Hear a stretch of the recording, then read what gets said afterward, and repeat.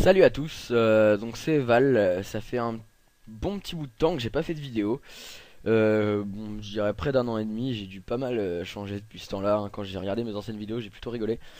Et donc je vous retrouve sur cette chaîne FR Tutorial que j'ai complètement repris, hein. Donc j'ai fait un nouveau fond d'écran, nouveau logo, nouvelle intro que je vais pas tarder à faire là, etc. etc. Et donc je suis pas seul, je vais la reprendre avec un ami du lycée qui lui va vous faire des tutos sur les modes Minecraft et d'autres trucs comme ça intéressants. Et moi je vais plutôt vous faire des tutos sur les logiciels. Donc aujourd'hui on se retrouve sur Flash. Donc pourquoi Flash? C'est un logiciel qui est quand même super bien pour faire des animations et qui malheureusement possède très peu de tutos sur Facebook n'importe quoi, sur YouTube, vous permettant d'apprendre des trucs sur Flash et en français.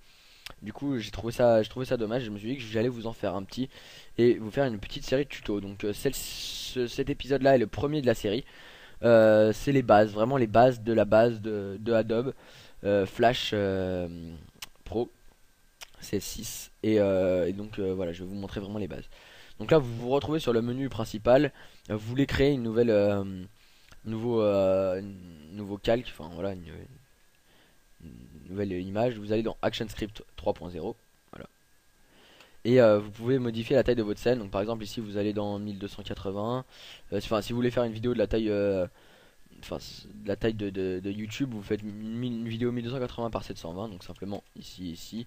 Ici c'est vos images par seconde, hein. Donc ça modifiera la qualité de votre vidéo. Plus les images, enfin moins il y a d'images, moins la qualité de la vidéo est bonne.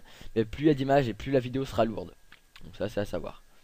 Voilà, donc là on va, hop là, centrer un peu notre scène. Voilà. Alors, très brièvement, donc là, vous avez votre panneau avec différentes petites annexes. Donc là, vous avez vos propriétés, donc les propriétés d'un outil. Donc par exemple, si je fais un trait, bah là j'aurai l'épaisseur, enfin le contour du trait. Et enfin, je sais pas un bon exemple. Par exemple, si je fais un rond, voilà, j'aurai le contour du rond ici. Et la couleur, etc. Et ici l'intérieur du rond, donc si je veux qu'il y en ait un. Si je veux pas qu'il y ait d'intérieur, c'est simple, je vais ici et je clique sur ce petit carré barré d'une barre rouge. Et si je veux pas qu'il y ait de contour, et ben c'est la même chose, hein, je fais ça. Voilà. Euh, Là, c'est l'épaisseur de votre trait, hein. Donc un trait normal a une épaisseur d'environ 2-3. Donc je tiens à bien vous le préciser. Là, c'est le style du trait qui peut être différent.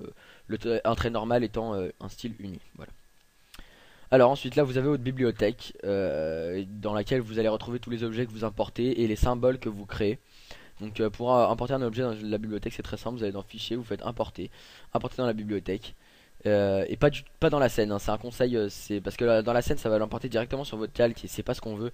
On veut vraiment pouvoir choisir l'objet, le positionner comme on veut et le mettre dans n'importe quel calque. Donc on le met dans la bibliothèque. Franchement c'est important. Voilà, ensuite on a les couleurs. Donc les couleurs, c'est simple, en fait c'est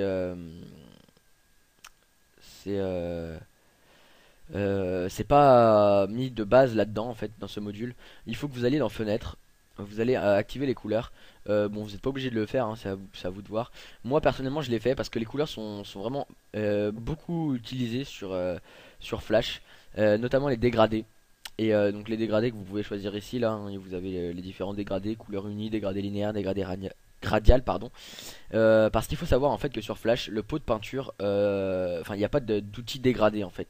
C'est votre outil pot de peinture qui va vous servir d'outil dégradé en choisissant le dégradé dans la couleur et qui va apparaître ici là dans votre cadre pot de peinture.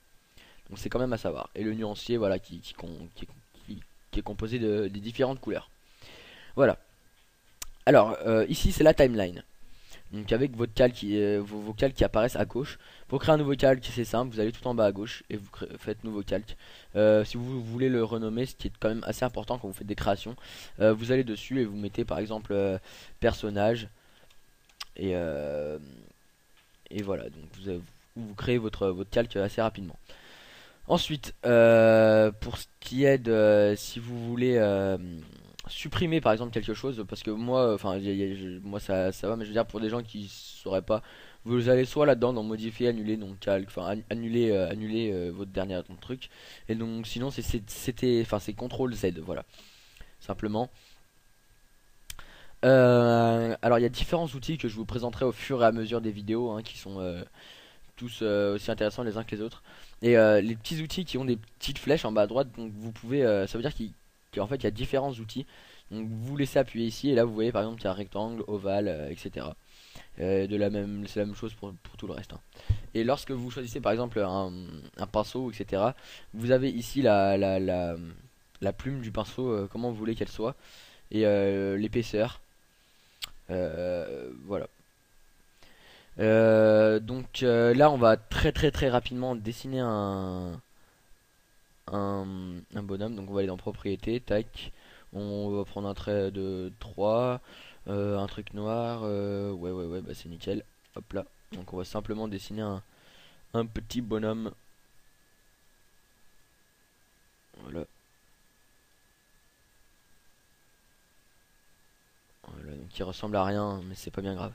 C'est vraiment juste histoire de vous montrer. Et là, vous faites une tête qu'on va modifier. Oula, pardon. Donc là, ouais, voilà. Si vous voulez sélectionner les objets euh, qui ont des contours, il faut faire un double clic pour sélectionner le contour avec. C'est important parce que sinon vous sélectionnez que l'intérieur en fait. Voilà. Et là, on va aller simplement sur notre outil pot de peinture. Donc on va aller dans couleur. On va prendre une couleur unie, le noir. On va sur notre outil pot de peinture et hop là. Voilà, donc là on a notre personnage qui ressemble vraiment à rien. Je vais juste gommer un petit peu sa main là parce qu'elle est un peu longue. Et il a un pied un peu fébrile, mais bon, c'est pas bien grave. Et en fait, je vais vous apprendre à jouer ici avec la timeline. Donc, par exemple, ici, si vous voulez créer un mouvement, donc vous allez à l'image numéro 10 et vous insérez une image clé. Donc, insérer une image clé, c'est très simple, c'est F6. Voilà, donc ça va vous insérer toutes les images qu'il y a ici aussi. Et si vous voulez, par exemple, déplacer votre personnage entre ici et ici, et ben, vous allez sur votre image 1. Vous faites clic droit et vous allez créer une interpolation classique. Et là, on va pouvoir voir que ça se déplace. Bon, pour un personnage, c'est sûr qu'il va faire l'animation de marche en même temps. Je vais pas la faire en même temps maintenant parce que c'est assez long comme tutoriel. Donc je vous la ferai une autre fois. Mais si par exemple vous voulez déplacer des bandes, des objets, etc., bah voilà, c'est comme ça qu'il faut s'y prendre. C'est mieux que de faire image clé par image clé. Et en plus, ça rend mieux. Et c'est vachement plus rapide. Voilà. Ensuite, vous pouvez également modifier votre, enfin des, euh, comment on appelle ça? Oula, pardon, je sais pas comment dire, des lignes en allant dessus en fait. Et normalement, il y a un petit problème, c'est que ça doit être un symbole en fait. Je pense que non, pourtant. Ouais, si, bon, j'ai créé un symbole, en fait, enfin sans le vouloir. Bon, c'est pas bien grave, donc je vous montrerai. En fait, avec votre outil sélection, là, si vous allez sur une ligne et que votre calque n'est pas un symbole ou un bitmap, vous allez avoir ici à la place de la flèche croisée, là, vous allez avoir une petite ligne tordue, un petit arc de cercle, ce qui voudrait dire que vous pourrez tordre en fait votre ligne. Et donc simplement vous maintenez avec votre clic gauche et vous bougez comme ça et ça va bâtonner. Je vais vous montrer maintenant. On va créer un nouveau calque, hein, comme ça. Par exemple là je fais une ligne, voilà, je prends mon outil et là voilà, vous voyez le petit truc et vous pouvez la bouger comme ça. Voilà, c'est pratique. Voilà.